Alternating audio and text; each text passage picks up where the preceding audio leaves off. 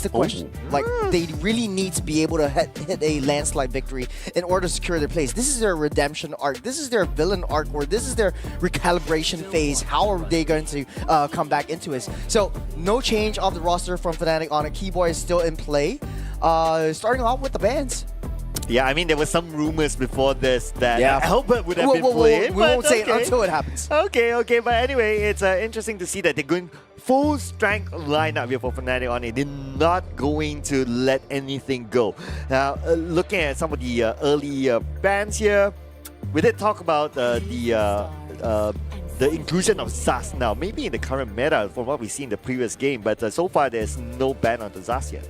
Yeah, no bans at all. I mean, the fact that they're banning out the Loyi, they're getting rid of Jerusalem as well as the Valentina. This feels like standard procedure for a majority of teams playing at the top level. From Rebellion side, we are seeing the Ling as well as the chip, but I mean, there's one more pick that I'm thinking whether or not it should be banned out. Juicing? I mean, we'll see. We'll see. We'll see. Okay. I feel like the Harith Roger is kind of like a give or take. If one is there, if they ban one, the other is going to get taken away almost instantaneously, right? I mean, it's CW. You know, Juicing is open. We haven't seen any teams actually prio ban or prio pick that one up. The Arlot is getting banned out. We know Keyboard plays a lean mean Arlot. So first pick going into the hands of Fnatic Onyx, they might be able to snap pick at the Roger up is still in play.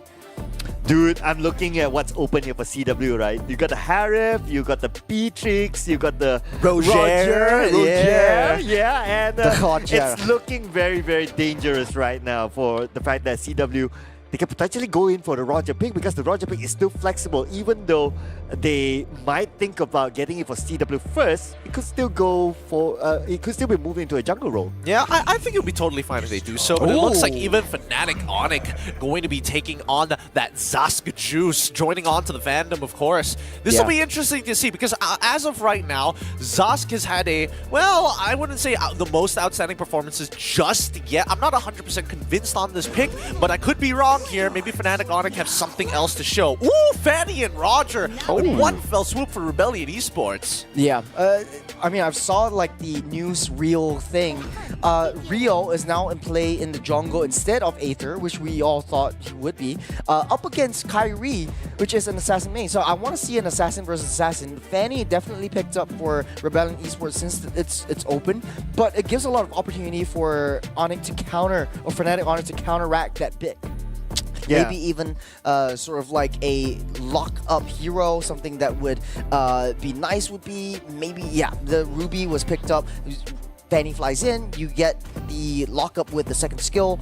It creates a lot of opportunity for Fnatic on it. But, you know, we'll see how Rio plays. Never really seen him perform in an international stage before. Yeah, especially if he's playing Fanny against, you know, the god himself, Kyrie here. Yeah. Ooh, Julian pick. I like this. I like this a lot from the side of Fnatic Onyx, especially if you're up against a Fanny. It's great having any means of escape mechanisms, hop over walls, to be able to not give her a clean line with the cables to get on top of you, and most importantly, iframes. Like, who doesn't love iframes? Yeah. I'm going to be the devil's advocate here, right? So, you mentioned about Kyrie and also the Fanny. Well, is this Fanny a force pick? Because if you kind of think about it, right, they picked the Roger first. So when they picked the Roger first, at least they could leave their opponents like wondering, okay, is this going to be a Roger jungle or Roger gold? But the moment they picked the Fanny, there's like, okay, we know who's going to which role. So is this a force pick? I don't think it's necessarily a force pick. If not, Fnatic Onyx probably would have picked it up within the first phase itself, right? So I think, you know, they wanted to keep Kyrie's options open. He doesn't necessarily have, he can play a lot of different assassins. It doesn't necessarily always have to be Fanny, right? So I think it's pretty risky on Rebellion side to show the Fanny this early on, because down the line, like Juro's mentioned, single target lockdown is going to be very key. And more importantly, the fact that you have Zast, you have means of getting away from the cutthroat at the end of the day.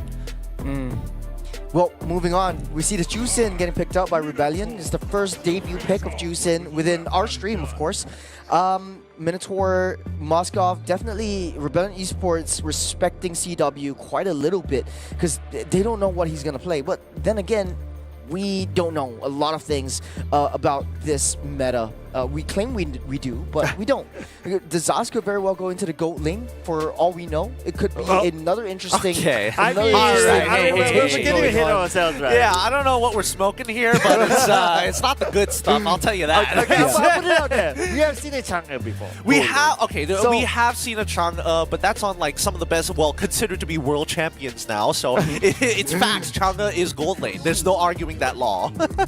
But I do agree. I think that the Jushin is in a interesting position here because again, it's not like we've seen a lot of play with it, and more importantly, so most people say it's pretty busted. But against the Zosk matchup, now we have to start thinking whether that Magic Lantern is actually worthwhile. Yes, you can zone people out, but the same can be said about Zosk. He may not be able to reposition the Nightmarish spawn as often as the Lantern, but at the very least, it gives you the space you need to farm. Well, the only fallback for the Jushin is the lane clear. You don't get a lot of lane clear opportunities. You get the Lantern for vision, you get the Lantern for crowd control abilities, especially in team fights, but then Rebellion Zion really needs a front line. The answer is in that Barats. So yes, front line and also somebody who is able to open up fights as well. Of course, with the Dakota's welcome, you can target onto maybe, hopefully even the backline, even carry if he's able to position himself well. If they can stop carry from coming up with a lot of damage from the back, I guess that would be the best case scenario. I suppose. I guess they just need a tank buster at the end of the day, right? Because, I mean, nobody can really deal with like a hardcore tank, especially if they fully itemize against it. Like, I mean, you could consider Julian, but really, do you want Julian to hit a tank or take out like 2 people in the back line? And most of the time, you're always going to go for the 2. There we go, the Cho on Keyboy nonetheless. Yeah, his signature pick. When in doubt, just pick my Cho. Why not use him? There's a lot of things that are going through my head right now. One is the layering of the team fights. How this is going to break down? Like right now, you have Loopy on the Ruby, which I assume is going to be the EXP Ruby, coming into the fray. So you're going to be banking on a lot of early game pickoffs, especially in the mid side. Jushin, as annoying as she is with the lanterns, is going to be very difficult, or she is very, very squishy in the early game. The last pick will be the Vexana. The last pick, maybe. Man, what's open it's either right gold. now? I mean, at this point, we're just looking for like a decent roamer, right? Yeah. Edith isn't too bad in these types of situations. Unfortunately, Brock, Edith is bad. Tigreal. Yeah. Guess what they need? They need beefy boys down that front line. Beefy boys. Yeah, beefy boys, but then again, you're also up against a carry, so that's kind of like, yeah, but you still need a beefy boy, nevertheless, right? But maybe the idea is like, we need to find something to try to catch the carry. But carry is also well protected, thanks to Cho, thanks to the Ruby as well. I mean, you can just play around the Nightmarish spawn if you want to. You have a guaranteed way to like kite backwards unless they're forced to use a battle spell. But with that being said, let's wrap this up here. Let's see the summary of both of these compositions as they start making their way into the land of Dawn. And here we go, ladies and gentlemen. It's going to be the first match, best of 3 series between Fnatic Onyx and Rebellion Esports. So Rebellion Esports, they're playing with 3 new players in their lineup. Fnatic Onyx still staying true to their original lineup from the MSC. Let's see if this is truly the redemption arc. We've seen the competition stare each other down. Don't worry, churros, I've got this one. As we're making our way in to the land of Dawn for the very first time, it's going to be Fnatic Onyx up against Rebellion Esports. Fnatic Onyx going to be on the blue side, up against Rebellion on the red. Let's see who gets first blood here. And I think that's going to be a very big driving momentum for these assassin-style junglers.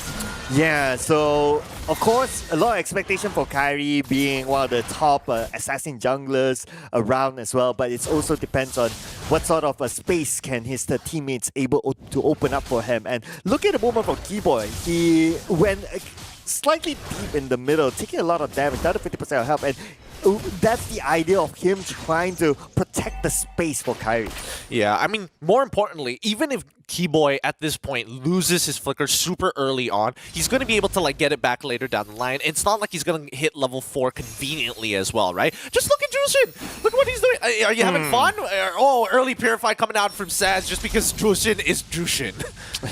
Yeah, I mean, it's really, really annoying, right? Can you imagine that if you try to chase down Suilao, and then it's just like, okay, I'll just lift you up and then I'll just throw you back wherever. So it's really, really annoying, especially when it comes to normal chases. But then again, you have like what? Keyboy who can dash, right? And and also Kyrie as well, who can really try to chase him out. So might not have the best of time, but it'll depend on execution. But look at execution in the middle. Sans, well protected still by Keyboard. Yeah, but I mean, luckily Sans doesn't give first blood away just yet. Rio tried his best, but he definitely there's definitely a lot more people around Sans, so a very good read from the side of Fnatic Onic. With that being said, right, now that we are seeing, you know, Bharat's being thrown more in these past two series, being thrown more into the EXP side, especially when you're up against these annoying sandbags, priority comes to mind. And I think, you know, Cars, at the very least, he will be able to keep up in terms of wave clear with Lupti, but now that you're getting the mages into the mix, I'm not sure whether it's going to be as easy. Yeah, and let's see if it's going to be easy for Fnatic Onic to actually steal this first turtle. Of course, you're going up against a Fanny that can go in and out very, very quickly. So as long as Rio can time the steel cables in, and also the retribution, they could probably easily take this one away. Well, speaking of which, Keyboy does inevitably walk up just to see where Rio is. They spots him out by that purple side, but doesn't use any of his battle spells. I mean, it's not like he had him, but more so his kick. But you can see both teams, they don't really want to start this turtle first. Oh, man. And I wonder why, though. Okay, of course, one explanation is that they're all waiting for their junglers to be in the right position. And now they are. We can expect to see something happening soon. I mean, Kyrie is already a level up on Rio, right? Like, he's got a decent EXP lead. Oh, here we go. Got him on the cars, but then he's the beefy boy. That's not the target that they want. Looks like Keyboard tries to go in for the backline, and now the Dakota's welcome will stop him from coming through. But Keyboard, 50% of health down, not going to be a big issue for him. Keyboard can still engage if he wants to. Lutpi, also 50% health. He is at level 4 though, so there you go. That is the pickup that they're looking for. First one onto Altizi. Yep, in the earlier stages of the game, as much as Suelo wants to make a play here, it's a little tough to do so. He doesn't have the raw damage just yet, but that poke is so good. He's running out of mana though, and I think that's something he's got to continuously juggle throughout this game. Really good play coming in from Fnatic Onic, right? Really taking their time, making sure that Cars gets punished accordingly, making sure that he's going to have to forcefully recall, lose his stacks, and now you've established lane dominance despite Lupti missing out on his flicker. Yeah, and speaking about lane dominance, right? So having a carry on your side is to allow that space for carry to farm and play during the late game, because carry needs time to be up there, to scale up to a point that he's able to deal up the damage towards that point. And so far, Rebellion Esports, they are not really putting the pressure on the carry.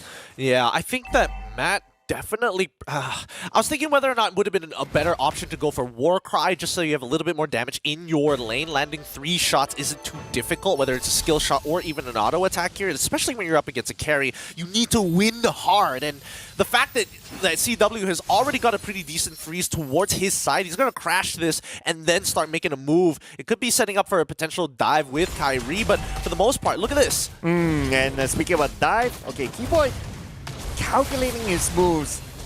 They really want to make sure that, okay, Altizi is not there yet. So they're taking their time. They know they're not in a hurry. And the moment they saw Altizi, it's like, okay, we're going to let this one go. Yeah, I think it's better to do so because Altizi, he's great. Oh, here we go. On the middle. Look who got caught. It's going to be Rio.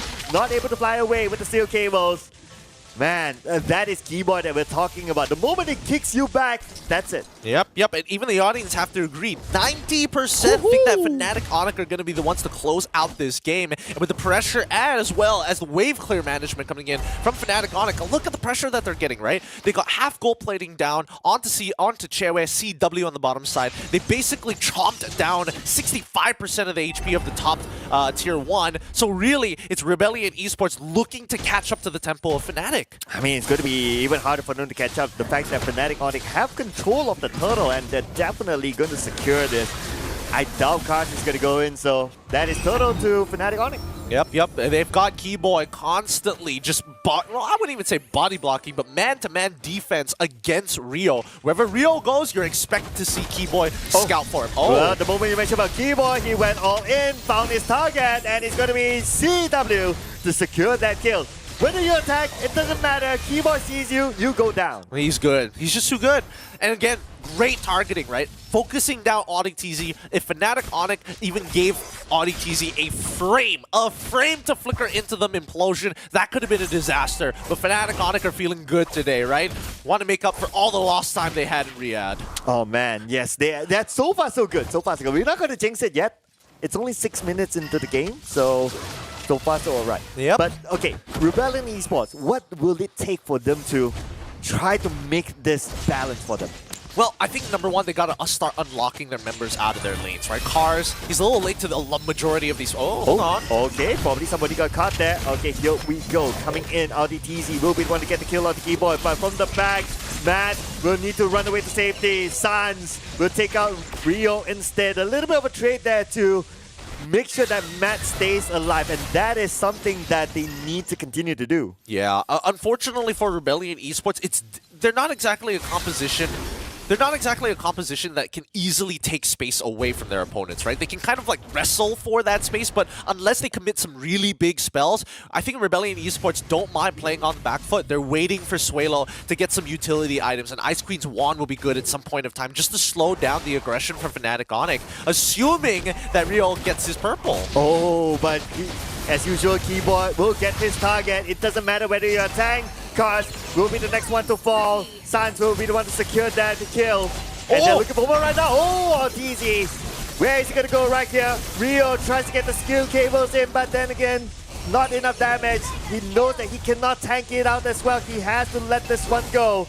Two from side of Rebellion Esports fell to the hands of Fnatic Onyx. Good stuff coming in from Lupti. Sees the angle. They're like, you think you're going to run away from this? Hell no. He doesn't flicker backwards, of course, but it does buy a lot of space for Fnatic Onyx to start running over their opponents. And I think that as long as Fnatic Onyx are continuously aggressive with their motions, as long as they are for majority of the time, I would say 8 out of 10 times, they're going to win the interaction as long as they make their first move on a priority target. And those targets are the big initiators, the big, thick boys. I mean, if you're lucky to get the backliner, sure, I'll take it as well. Yeah, and they're going to take the Lord as well in their hands. And you got to think about it, right? For CW, he moved from the bottom lane to the top lane. He was hardly challenged by anyone. So the last time we saw the stats, his farm was at least 2k gold ahead of anyone else. Yeah, including Matt as well. So not only did Matt not win out his lane, CW gets to walk all over him for the time being, right? Let's look at the items. Maybe we can get a bit bigger picture here. And yes, we do see that, wow, he is really 2,000 gold ahead. 2,000 gold ahead of Matt. And Matt is the highest earner currently on Rebellion Esports. Not a good look for now. Well, might not be looking good right now for Rebellion Esports as they will lose their inner turret on the middle, and at the same time the Lord is pushing at the top. So I mean, Rebellion Esports right now, it's going to be really hard for them to even come out. Yeah, worse yet, the Lord is about to be knocking on the last T2 that Rebellion Esports have. Yeah, they're forced back into their base. They're stuck just being in this awkward position back inside their inhibitors. And the worst part about this is that Zask is really good at sieging. Oh, Gaz is in trouble. They will initiate on the Gaz, and CW is going to be the one to get that one kill. Definitely the tank shredder. That is the one. That is that hero that is playing its role. And at the same time, they will get the turret. They will make a cleanup at the top. Yep, and they just walk away. They're like, we don't need to fight anymore. You can have the Lord. It's done what we need. We're setting up for checkmate angle. 32k to 24. Currently, it is only 8,000 gold differential for Fnatic Onyx. But if they get one more inhibitor here, that should push them close to the 10k mark. Well, looks like they will get it. Rebellion Esports finding it hard to challenge. RDTZ, he does have the implosion though. Right now, he will try to go away, but Cast goes down the moment he uses it. Dakota, welcome. Ludwig will be the next one to fall thanks to Suelo. One each for each side. But then again, for Rebellion Esports, they lost the inhibitor turret, so it's a bit of an advantage to Fnatic Onyx. No, but they're not done just yet. Rio can quickly use those steel cables to get in and out of fights, but it's scary when Keyboy still has the way of the dragon. He does not want to fall just yet. It may be an 8-3 score, but there is still pride left in the Rebellion Esports lineup. With no inhibitors left, this is a perfect checkmate angle set up by Fnatic Onyx. It's going to be really difficult for Rebellion Esports to even walk out of their base, let alone contest for the Lord. And you know it's scary when Keyboy starts recalling in front of you. That is emotional damage to Rebellion Esports. trying to bait them out, but of course they're not biting it yet still. I mean, I wonder how they're going to come back from this. I don't know. It's starting to look like Rebellion just has to bend over and just let it happen, you know? Oh. Or like Fnatic Onyx at this point of time, they can do whatever they want. There is no counterplay when they are this far ahead. CW is not going to be unless CW really throws himself out of position, like absorbs like a full ladder stacks coming in from Suelo and gets like chokeslam behind his team. It's make-believe situations, but like it's the only way to show you that that's the only way that Rebellion Esports can win. Yeah, I saw what you did there, Gideon, but I'll let that one go for now. Hey, don't worry, don't worry. But anyway, speaking of letting go, Fnatic Onyx is not going to let go of the Lord. Now, this has been gameplay by them unless they can get a good pick up here. But boy, maybe not. Okay, interesting motions coming here from Rebellion Esports. Didn't want to capitalize or force out any battle spells or maybe even the ult coming in from Keyboy. That being said, the Lord should be spawning soon. At the 14th second is when we should see it pop out. And Rebellion Esports, this is tough. 10k gold lead for the side of Fnatic Onyx. Well, essentially a 10k gold lead.